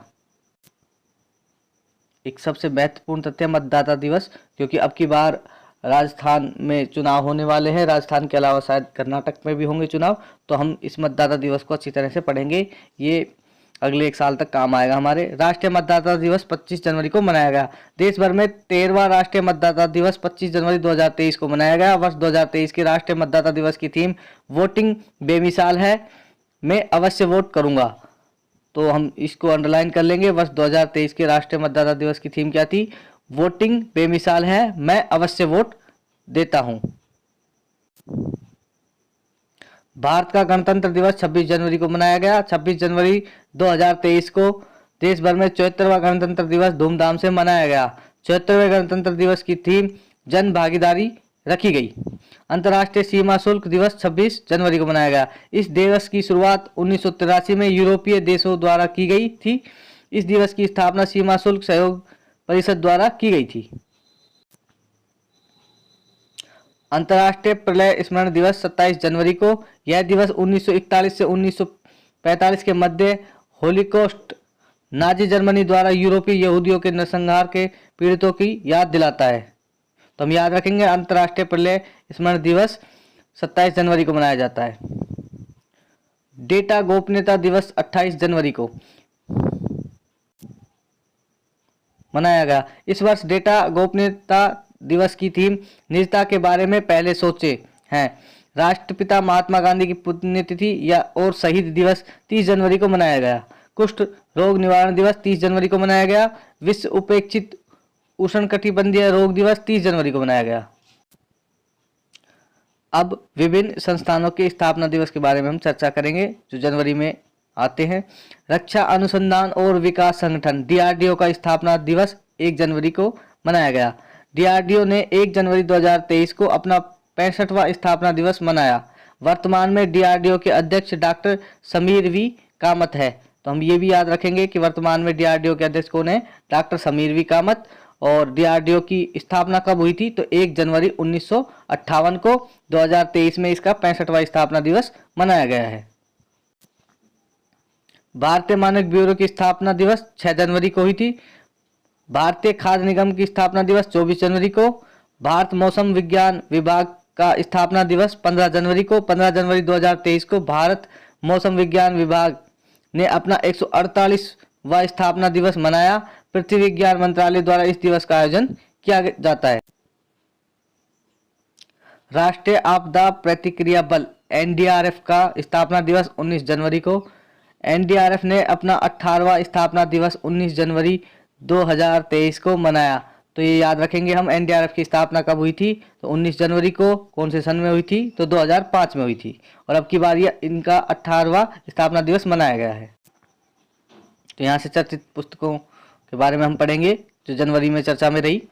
रिवॉल्यूशन द अंदर story of how India one it's freedom के लेखक कौन है, Sanjeev Sanyal. Chief ministry diary number 1 के लेखक कौन है, हेमंत बिश्व शर्मा। भारत के पूर्व मुख्य न्यायाधीश और राज्यसभा के सदस्य रंजन गोगोई ने असम के सीएम हेमंत बिश्व शर्मा की diary chief minister diary number 1 का विमोचन किया। अनजान साक्षी प्रोफेसर के अब्दुल गफ्फार की वे पुस्तक है। टेक्नो एजुकेशनलिस्ट प्रोफेसर के अब्दुल गफ्फार की आत्मकथा अनजान साक्षी का विमोचन भारतीय टीम के पूर्व कप्तान महेंद्र सिंह धोनी ने किया। जादूनामा ये अरविंद मंडलोई की पुस्तक है, जो कि हमारे देश के गीतकार जावेद अख्तर हैं, इनके ऊपर ये लिखी गई है। तो हम इसको अंडरलाइन कर लेंगे, काफी चर्चा में है। जादूनामा के लेखक कौन है, अरविंद मंडलोई। ये पुस्तक स्पेयर के लेखक कौन है, प्रिंस हैरी। ब्रिटिश शाही परिवार के सदस्य Prince Harry Duke of Sussex ने स्पेयर शीर्षक से अपना संस्मरण जारी किया है। यह पुस्तक अमेरिकी उपन्यासकार जे.आर. मोहरिगर की सहायता से लिखी गई थी। ब्रेविंग ए वायरल स्टॉर्म इंडियाज कोविड-19 वैक्सीन स्टोरी, इसके लेखक आशीष चांदोरकर और सूरज सुधीर हैं। तो इसके बारे में काफ़ी तथ्य दे रखे हैं। केंद्रीय स्वास्थ्य मंत्री मनसुख मंडाविया ने इस पुस्तक का 11 जनवरी 2023 को नई दिल्ली में विमोचन किया। पुस्तक में टीकाकरण में भारत की प्रगति का वर्णन है। केंद्रीय स्वास्थ्य मंत्री मनसुख मंडाविया ने इस किताब की प्रस्तावना लिखी है, जबकि सीरम इंस्टीट्यूट ऑफ इंडिया के सीईओ अदार पुनेवाला ने इसका समापन लिखा है। तो हम इन पांचों ही तथ्यों को याद रखेंगे दोस्तों कि इस पुस्तक के लेखक कौन है, आशीष चांदोरकर और सूरज सुधीर। और इसका विमोचन किसने किया है, तो केंद्रीय स्वास्थ्य मंत्री मनसुख मंडाविया ने। और इसकी जो प्रस्तावना है वो किसने लिखी है, तो ये भी मनसुख मंडाविया जी ने लिखी है। लेकिन ये जो पूरी पुस्तक है इसे आशीष चांदोरकर और सूरज सुधीर ने लिखा है, जबकि इसका समापन लिखा है आदार पुनेवाला ने। इरफान खान ए लाइफ इन मूवीज, तो इसके लेखक सुब्रा गुप्ता हैं। सम्मेलन, बैठक और कॉन्फ्रेंस, 108वीं भारतीय विज्ञान कांग्रेस। तो ये हमें ध्यान रखना है 2023 में 3 जनवरी 2023 को कौन सी कांग्रेस, भारतीय विज्ञान कांग्रेस का आयोजन हुआ था, तो 108वीं का। तो अब इसके बारे में हम पढ़ते हैं। 108वीं भारतीय विज्ञान कांग्रेस का आयोजन 3 जनवरी 2023 को राष्ट्रीय संत तुकडोजी महाराज नागपुर विश्वविद्यालय महाराष्ट्र में किया गया। इस वर्ष भारतीय विज्ञान कांग्रेस की थीम महिला सशक्तिकरण के साथ सतत विकास के लिए विज्ञान और प्रौद्योगिकी। 108वीं इंडियन साइंस कांग्रेस ISC का नेतृत्व महिला वैज्ञानिक डॉक्टर विजय लक्ष्मी सक्सेना ने किया। भारतीय विज्ञान कांग्रेस के इतिहास में डॉक्टर विजय लक्ष्मी सक्सेना 5वीं महिला हैं जिन्होंने जनरल प्रेसिडेंट का पदभार संभाला है। वर्ष 1914 में स्थापित भारतीय विज्ञान कांग्रेस भारतीय वैज्ञानिकों की शीर्ष संस्था है। इसकी स्थापना भारत में विज्ञान को बढ़ावा देने के लिए उद्देश्य से की गई थी। भारतीय विज्ञान कांग्रेस का पहला अधिवेशन 15 से 17 जनवरी 1914 को आयोजित हुआ था। पहले विज्ञान सत्र की अध्यक्षता तत्कालीन कलकत्ता विश्वविद्यालय के कुलपति आशुतोष मुखर्जी ने की थी। अन्य प्रमुख सम्मेलन एक नज़र में, 83वां अखिल भारतीय पीठासीन अधिकारी सम्मेलन का आयोजन 9 से 11 जनवरी को हुआ। कहाँ हुआ, जयपुर राजस्थान में हुआ। उद्घाटनकर्ता कौन थे, तो हमारे देश के उपराष्ट्रपति श्री धनखड़ जी। महत्वपूर्ण बिंदु है इसके बारे में, अखिल भारतीय पीठासीन अधिकारियों का सम्मेलन भारत में विधानसभाओं का शीर्ष निकाय है जिसने 2021 में अपने 100 वर्ष पूरे कर लिए हैं। पहला सम्मेलन 1921 में शिमला में आयोजित किया गया था। अखिल भारतीय पीठासीन अधिकारियों का यह सम्मेलन राजस्थान में चौथी बार आयोजित किया गया। इससे पहले राजस्थान में इस प्रकार के सम्मेलन निम्न समयावधि में आयोजित किए गए थे। 83वां सम्मेलन 14 से 16 अक्टूबर 1957 को हुआ था। 44वां सम्मेलन 1978 में हुआ था और 76वां सम्मेलन 2011 में हुआ था। तो राजस्थान में चौथी बार आयोजित हुआ है। पुलिस महानिरीक्षकों महानिदेशकों का अखिल भारतीय सम्मेलन 2022 में आयोजित कहाँ हुआ? तो राष्ट्रीय कृषि विज्ञान परिषद पूसा नई दिल्ली में आयोजित हुआ है। आयोजन की तिथि क्या थी? 20 से 22 जनवरी 2023 को। अब इसमें महत्वपूर्ण तथ्य क्या है? प्रधानमंत्री नरेंद्र मोदी 21 से 22 जनवरी 2023 को इस सम्मेलन में शामिल हुए थे।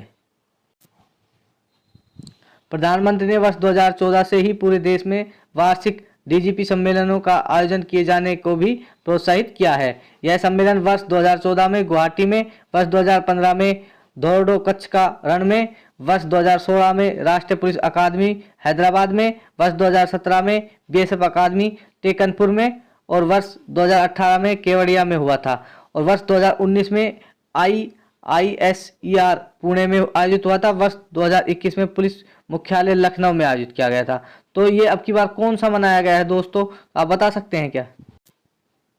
तो ये 8वां अब की बार सम्मेलन हुआ है। अच्छा दोस्तों, एक चीज़ और मैं आपके बारे में बताता हूँ, इसमें थोड़ा दिनांक का ध्यान रखना। ये जो सम्मेलन है ये 2022 का सम्मेलन है, लेकिन इसका आयोजन देखो आप 20 से 22 जनवरी 2023 को हुआ है। तो इसकी डेट पूछी जाए तो ध्यान रखना कि इसका आयोजन 20 से 22 जनवरी 2023 को हुआ है। मुख्य सचिवों का दूसरा राष्ट्रीय सम्मेलन 2023 में, आयोजन की तिथि 6 से 7 जनवरी 2023, आयोजन स्थल नई दिल्ली में। प्रधानमंत्री नरेंद्र मोदी ने सम्मेलन को 7 जनवरी को संबोधित किया। इस 3 दिवसीय सम्मेलन का केंद्रीय विषय राज्यों की साझेदारी के साथ तेज और सतत आर्थिक विकास हासिल करना था। केंद्र और राज्य सरकारों के बीच साझेदारी में गति लाने के लिए यह एक और पहल की जा रही है। मुख्य सचिवों का इस तरह का पहला सम्मेलन जून 2022 में धर्मशाला में आयोजित किया गया था। तो दोस्तों आप कमेंट में बताइए कि धर्मशाला किस राज्य में स्थित है। जल संरक्षण के विषय पर राज्यों के मंत्रियों का प्रथम अखिल भारतीय वार्षिक सम्मेलन, आयोजन की तिथि 5 से 6 जनवरी। कहाँ आयोजित हुआ ये? भोपाल मध्य प्रदेश में। प्रतिभागी सभी राज्यों के जल संसाधन मंत्री थे। सम्मेलन का विषय क्या था? Water vision @2047। इस फोरम का उद्देश्य क्या था? सतत विकास और मानव विकास के लिए जल संसाधनों के दोहन के तरीकों पर चर्चा के लिए प्रमुख नीति निर्माण को एक साथ लाना। 11वां जैव ऊर्जा शिखर सम्मेलन 2023, इसका आयोजन 12 जनवरी 2023 को हुआ था। आयोजन स्थल नई दिल्ली में। थीम थी इसकी ऊर्जा पारेषण एक सतत भविष्य के लिए समाधान। इसका उद्देश्य क्या है? शिखर सम्मेलन नव अन्वेषकों को एक अवसर प्रदान करके और भविष्य के लिए स्वच्छ एवं हरित ऊर्जा समाधान का एक विकल्प प्रदान करने के लिए आयोजित किया गया था। जांच एजेंसियों के प्रमुखों का तीसरा राष्ट्रीय सम्मेलन 2023 में हुआ। आयोजन की तिथि 5 से 6 जनवरी 2023 को। आयोजन का स्थल जयपुर राजस्थान में हुआ। आयोजनकर्ता पुलिस अनुसंधान एवं विकास ब्यूरो। तो दोस्तों अब यहाँ कुछ आगामी सम्मेलन जो आने वाले समय में आयोजित होंगे फरवरी माह में लगभग, तो उनके बारे में दिया हुआ है। 14वां विश्व मसाला कांग्रेस का आयोजन 16 से 28 फरवरी 2023 को होगा। ये मुंबई में होगा और इसका आयोजन मसाला बोर्ड करता है। इसकी थीम क्या है? तो vision 2030 SPI CES sustainability, productivity, innovation, collaboration, excellence और सेफ्टी है। एक तथ्य और दे रखा है कि भारत को विश्व का मसाला कटोरा भी कहा जाता है। अंतर्राष्ट्रीय गैस शिखर सम्मेलन 2023 का आयोजन फरवरी 2023 में होगा और कहाँ होगा? तो तुर्की में होगा। इसमें भी एक तथ्य दे रखा है। उल्लेखनीय है कि तुर्की ने पिछले वर्ष के अंत में अपने काला सागर तट पर से एक नए गैस भंडार की खोज की है। तो यहाँ से हमारे मेला महोत्सव और प्रदर्शनी शुरू हो जाते हैं। राष्ट्रीय युवा महोत्सव 2023 26वें राष्ट्रीय युवा महोत्सव का आयोजन 12 से 16 जनवरी 2023 को हुबली धारवाड़ में किया गया। केंद्र सरकार के युवा मामले और खेल मंत्रालय द्वारा यह आयोजन कर्नाटक सरकार के सहयोग से किया गया। 12 जनवरी को स्वामी विवेकानंद जी की जयंती के अवसर पर इसका उद्घाटन प्रधानमंत्री नरेंद्र मोदी ने हुबली में किया। तो हुबली धारवाड़ है, ये कर्नाटक में है और यहाँ पर ही अभी ये जो राष्ट्रीय युवा महोत्सव 2023 का आयोजन हुआ है। हुबली धारवाड़ में 12 से 16 जनवरी के दौरान आयोजित इस 5 दिवसीय महोत्सव का विषय विकसित युवा विकसित भारत था। राष्ट्रीय युवा महोत्सव का उद्देश्य भारत के युवाओं को सशक्त बनाना और देश के भविष्य को आकार देने में उनकी सक्रिय भागीदारी को बढ़ावा देना है। ऑरेंज फेस्टिवल 2023 नागालैंड में आयोजित हुआ। जैविक संतरे की फसल को चिन्हित करने के लिए नागालैंड में तीसरा वार्षिक ऑरेंज फेस्टिवल 2023 24 जनवरी 2023 से कोहिमा जिले के रूसोमा गांव में शुरू हुआ है। तो हम ये अंडरलाइन कर लेंगे, कोहिमा जिले के रूसोमा गांव में नागालैंड में ये ऑरेंज फेस्टिवल मनाया गया है। 2 दिवसीय इस महोत्सव का आयोजन बागवानी, कृषि, ग्रामीण विकास, भूमि संसाधन विभाग और कोहिमा स्मार्ट सिटी के सहयोग से किया गया। अंतर्राष्ट्रीय पतंग महोत्सव ये अहमदाबाद गुजरात में आयोजित हुआ है। कब से कब तक आयोजित हुआ है? तो ये 8 से 14 जनवरी 2023 को आयोजित हुआ है। गुजरात के मुख्यमंत्री भूपेंद्र पटेल ने 8 जनवरी 2023 को अहमदाबाद में अंतर्राष्ट्रीय पतंग महोत्सव का उद्घाटन किया। इस पतंग महोत्सव की अब की बार थीम क्या थी? एक पृथ्वी, एक परिवार, एक भविष्य पर आधारित इस महोत्सव में 68 देशों के लगभग 125 पतंगबाजों ने भी भाग लिया। तो दोनों महोत्सव को हम याद कर लेंगे। अंतर्राष्ट्रीय पतंग महोत्सव अहमदाबाद गुजरात में और ऑरेंज फेस्टिवल ये नागालैंड में। ऑपरेशन अभियान व अभ्यास। भारत जापान का वायु सैन्य अभ्यास वीर गार्जियन 2023। भारतीय वायुसेना, IAF और जापान की air self defence force JASDF के मध्य द्विपक्षीय वायु रक्षा अभ्यास वीर गार्जियन 2023 का पहला संस्करण 26 जनवरी 2023 को जापान में संपन्न हुआ है। तो इसको अंडरलाइन कर लेंगे कि वीर गार्जियन 2023 का आयोजन कहाँ हुआ है? ये जापान में हुआ है। ये किस किस के मध्य होता है? तो भारत और जापान के मध्य होता है। मार्च 2023 समुद्री अभ्यास। अमेरिका और श्रीलंका की सेनाओं ने जनवरी 2023 में मार्च 2023 का आयोजन कोलंबो श्रीलंका में किया। यह युद्ध अभ्यास 19 जनवरी 2023 को शुरू हुआ था। तो हम यहाँ से विशेष ध्यान रखेंगे, अमेरिका और श्रीलंका के बीच कौन सा मध्य अभ्यास हुआ था जनवरी में? मार्च 2023। ये एक समुद्री अभ्यास है। यह संयुक्त अभ्यास सामरिक क्षेत्र में चीन के बढ़ते सैन्य युद्धाभ्यास के बीच आपदा राहत की तैयारी और स्वतंत्र हिंद प्रशांत बनाए रखने के लिए किया गया है। इस अभ्यास का पूरा नाम cooperation afloat readiness and training cart या मारियन एक्सरसाइज मार्च 2023 है। इस अभ्यास में श्रीलंका नौसेना, श्रीलंका वायुसेना, US नेवी, जापान समुद्री आत्मरक्षा बल और मालदीव राष्ट्रीय रक्षा बल ने प्रतिभाग किया। दोनों देशों के मध्य 2023 में कार्ट या मार्स समुद्री अभ्यास के 5वें संस्करण का आयोजन किया गया। इस वर्ष अभ्यास में जापान और मालदीव के प्रतिभागी शामिल हुए। तो दोस्तों ये ध्यान रखना कि अब की बार ये जो 5वां संस्करण का आयोजन हुआ है कार्ट या मार्स समुद्री अभ्यास का, इसके 5वें संस्करण में जापान और मालदीव ने हिस्सा लिया है, लेकिन ये वास्तविक रूप से श्रीलंका और अमेरिका के मध्य आयोजित होता है। भारतीय वायुसेना के अभ्यास प्रलय। चीन के साथ चल रहे गतिरोध के बीच भारतीय वायुसेना पूर्वोत्तर में वास्तविक नियंत्रण रेखा LAC के पास 1 से 5 फरवरी 2023 को एक बड़ा अभ्यास करेगी, जिसे प्रलय नाम दिया गया है। इस अभ्यास में सभी प्रमुख हवाई अड्डों को शामिल किया जाएगा। यह अभ्यास ऐसे समय पर हो रहा है जबकि भारतीय वायुसेना ने इस क्षेत्र में S-400 वायु रक्षा स्क्वाड्रन को तैनात कर सक्रिय कर दिया गया है। तो प्रश्न आ सकता है दोस्तों कि भारतीय वायुसेना का प्रलय अभ्यास कहाँ आयोजित हुआ है? तो वास्तविक नियंत्रण रेखा या चीन की सटी हुई सीमा के पास LAC के पास ये आयोजित हुआ है। और कब से कब तक आयोजित हुआ है? तो 1 से 5 फरवरी को भी आयोजित होगा। BSF का भारत पाक सीमा पर ऑप्स अलर्ट अभ्यास। गणतंत्र दिवस समारोह के मद्देनजर भारत पाकिस्तान सीमा पर सुरक्षा पुख्ता करने के लिए सर क्रिक दलदली क्षेत्र में, गुजरात में कच्छ के रण और राजस्थान के बाड़मेर क्षेत्र में सीमा सुरक्षा बल BSF ने ऑप्स अलर्ट अभ्यास 21 से 28 फरवरी 2023 को आयोजित किया। तो बस यहाँ से यही सवाल बनेगा कि ये जो ऑप्स अलर्ट अभ्यास है ये कितनी तारीख को आयोजित होता है? ये ज़्यादा महत्वपूर्ण है क्योंकि ये जो ऑप्स अलर्ट अभ्यास है ये गणतंत्र दिवस के मद्देनजर आयोजित होता है। तो ये आयोजित हुआ है 21 से 28 फरवरी को। तो यहाँ 21 से 28 जनवरी को, ये 21 से 28 जनवरी ही अधिक महत्वपूर्ण है। इसका उद्देश्य राष्ट्र विरोधी तत्वों के किसी भी इरादे को विफल करना था। इसके तहत गहराई वाले क्षेत्रों के साथ साथ खाड़ी और हरामी नाला में विशेष अभियान चलाया गया। तीन सेनाओं का जल थल नभ संयुक्त अभ्यास एमफैक्स 2023। तो एमफैक्स की फुल फॉर्म क्या है? तीनों सेनाओं का ये जो है अब युद्ध अभ्यास, इसकी फुल फॉर्म है जल थल नभ संयुक्त अभ्यास। भारतीय नौसेना ने 17 से 22 जनवरी 2023 को आंध्र प्रदेश में काकीनाडा के निकट सेना और भारतीय वायुसेना के साथ 6 दिवसीय मेगा सैन्य अभ्यास एमफैक्स 2023 आयोजित किया। यह सबसे बड़ा द्विवार्षिक त्रिसेवा उभयचर अभ्यास था। एमफैक्स का उद्देश्य आपसी पारस्परिकता और तालमेल को बढ़ाने के लिए सहयोग, संचित संचालन के विभिन्न पहलुओं में तीनों सेनाओं के विभिन्न घटकों को संयुक्त प्रशिक्षण प्रदान करना है।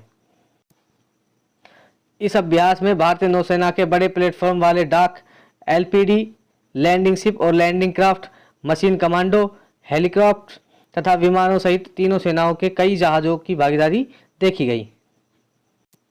तो दोस्तों, हमसे पूछा जा सकता है कि एमफैक्स का आयोजन कहाँ हुआ? तो यह आंध्र प्रदेश के काकीनाडा के निकट आयोजित हुआ था। एमफैक्स का आयोजन 17 से 22 जनवरी 2023 को हुआ था। भारतीय नौसेना का सबसे बड़ा युद्धाभ्यास टोपैक्स 2023। भारतीय नौसेना के प्रमुख समुद्री अभ्यास टोपैक्स का 2023 संस्करण वर्तमान में हिंद महासागर क्षेत्र में संचालित हुआ है। तो यही आएगा सवाल कि टोपैक्स 2023 का आयोजन कहाँ हुआ? तो हमें याद रखना है हिंद महासागर क्षेत्र में आयोजित हुआ है। संचालन स्तर का यह अभ्यास द्विवार्षिक रूप से आयोजित किया जाता है और इसमें न सिर्फ भारतीय नौसेना की सभी इकाइयां बल्कि भारतीय थल सेना, भारतीय वायुसेना और तटरक्षक बल से जुड़ी परिसंपत्तियों की भी भागीदारी होती है। टोपैक्स 2023 जनवरी से लेकर 23 मार्च तक की 3 महीने की अवधि के दौरान आयोजित किया जा रहा है। तो ये ध्यान रखना, ये जो टोपैक्स है इसका 23 जनवरी से 23 मार्च तक आयोजन होगा। और ये कहाँ आयोजित हो रहा है? तो ये ध्यान रखना, हिंद महासागर क्षेत्र में आयोजित हो रहा है और ये भारतीय सेनाओं द्वारा आयोजित होता है। भारत, फ्रांस और नौसेना का सैन्य अभ्यास वरुण। भारत और फ्रांस के मध्य द्विपक्षीय नौसेना अभ्यास का 21वां संस्करण अभ्यास वरुण 26 जनवरी 2023 को पश्चिमी समुद्र तट पर प्रारंभ हुआ। यह अभ्यास 1 से 20 जनवरी 2023 तक चला है। तो वही वरुण अभ्यास है, भारत और फ्रांस की नौसेनाओं के मध्य आयोजित होता है और अब की बार इसका 21वां संस्करण आयोजित हुआ है। और कब हुआ है? 16 जनवरी 2023 को। इस अभ्यास में भारतीय नौसेना का प्रतिनिधित्व स्वदेशी गाइडेड मिसाइल स्टेल्थ डिस्ट्रॉयर जहाज INS Chennai, guided missile frigate INS तेगनौका, समुद्री गश्ती विमान P-8I और डोर्नियर इंटीग्रल हेलीकॉप्टर तथा MiG-29 के लड़ाकू विमानों की भागीदारी शामिल है। दोनों देशों की नौसेनाओं के बीच द्विपक्षीय अभ्यास वर्ष 1993 में शुरू किया गया था। इसे वर्ष 2001 में वरुण नाम दिया गया। तो ये भी हम अंडरलाइन कर लेंगे, ये वरुण जो युद्ध अभ्यास है ये कब से आयोजित हो रहा है? तो 1993 से, और सन 2001 में इसको वरुण नाम दिया गया।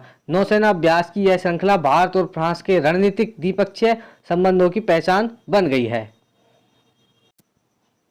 यहाँ वीर गार्जियन के बारे में दोबारा से तथ्य दिया हुआ है। भारत तथा जापान का संयुक्त वायु अभ्यास वीर गार्जियन 2023। भारत और जापान के मध्य वायु रक्षा सहयोग को बढ़ावा देने के लिए भारत तथा जापान का संयुक्त वायु अभ्यास वीर गार्जियन 2023 12 से 26 जनवरी 2023 को जापान के हायाकुरी एयरबेस पर संपन्न हुआ। तो ये भी सवाल बन सकता है दोस्तों इसमें से तथ्य में से, हायाकुरी एयरबेस किस देश में स्थित है? तो ये जापान में स्थित है। भारत तथा जापान के बीच कौन सा युद्धाभ्यास 12 से 26 जनवरी 2023 को आयोजित हुआ? तो वीर गार्जियन युद्धाभ्यास।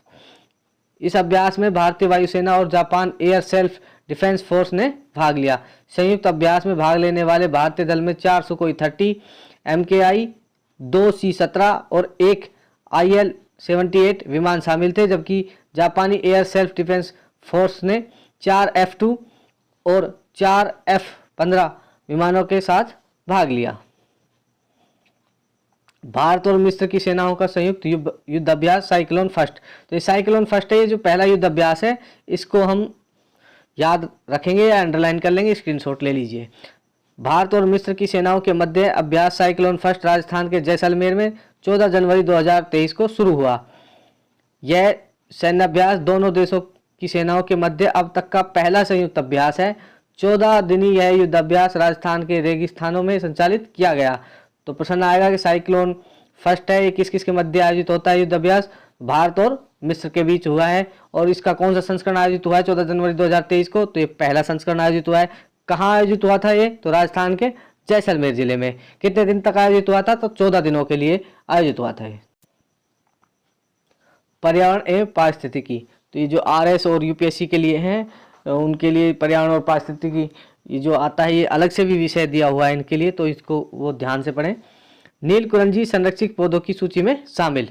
केंद्रीय पर्यावरण वन और जलवायु परिवर्तन मंत्रालय ने वन्यजीव संरक्षण अधिनियम 1972 की अधिसूचित 3 के तहत नीलगिरी या कुरंजी को संरक्षित पौधे की सूची में शामिल करते हुए सूचीबद्ध किया है। आदेशानुसार इस पौधे को उखाड़ने या नष्ट करने वालों पर 3 वर्ष की कैद के साथ 25,000 तक का जुर्माना लगाया गया है। तो कौन सा कितने वर्ष के लिए जेल होगी? 3 वर्ष के लिए। और कितना जुर्माना भरना पड़ सकता है?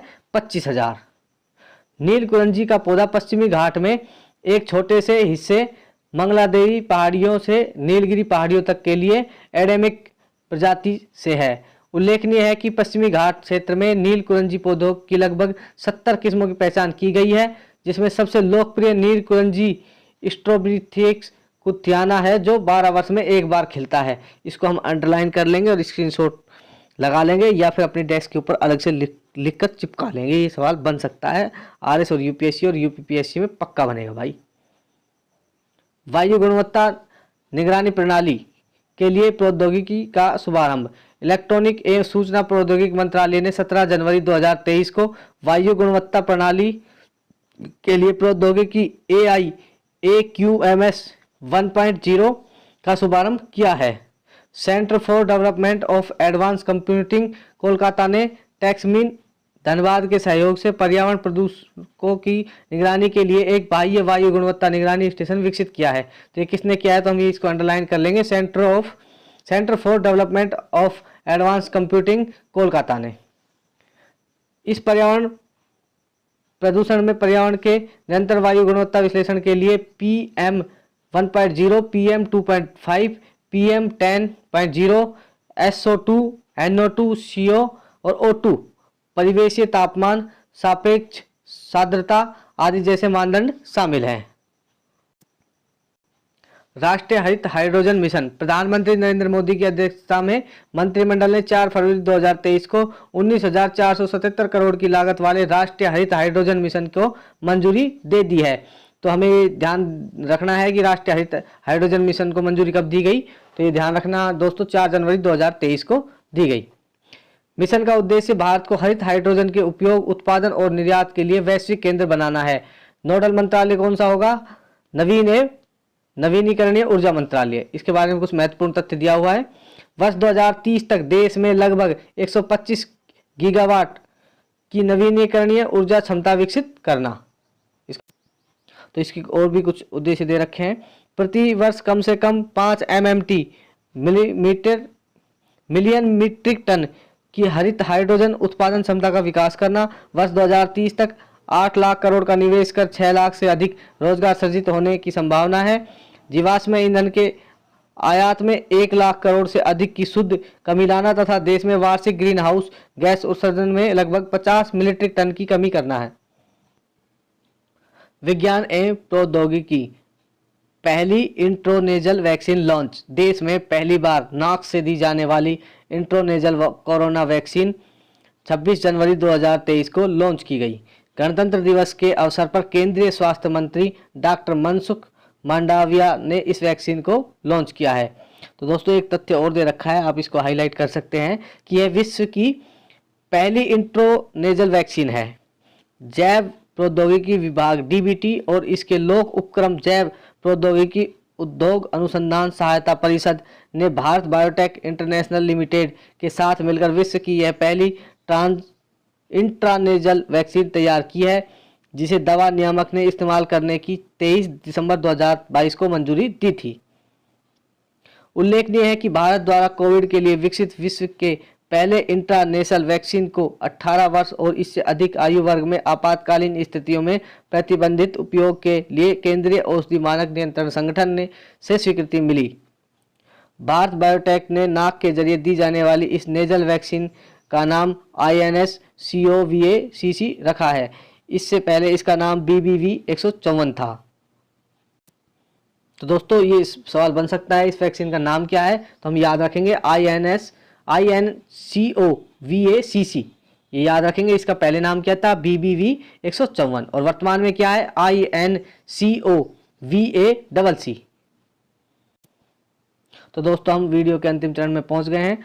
राष्ट्रपति भवन में मुगल गार्डन का नाम अब अमृत उद्यान। स्वतंत्रता के 75 वर्ष के उपलक्ष्य में मनाए जा रहे आजादी का अमृत उत्सव के अंतर्गत राष्ट्रपति भवन में मुगल गार्डन का नाम बदलकर अमृत उद्यान कर दिया गया है। राष्ट्रपति द्रौपदी मुर्मू ने 29 जनवरी 2023 को इस अमृत उद्यान की आधिकारिक शुरुआत की। मुगल गार्डन बदला हुआ नाम अमृत उद्यान।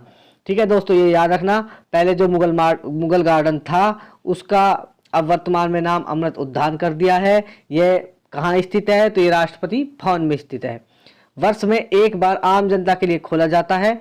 इस बार 2023 में, ये याद रखना, इस बार 2023 में यह 31 जनवरी से 26 मार्च 2023 तक खोला जाएगा। दोस्तों यहाँ पर क्रोनोलॉजी समाप्त हो गई है। ऑब्जेक्टिव क्वेश्चनों के लिए पार्ट 4 देखें, उसमें 17 क्वेश्चन पत्रिका में दिए हुए हैं। इसके अलावा हमने 25-30 क्वेश्चनों को और शामिल किया है।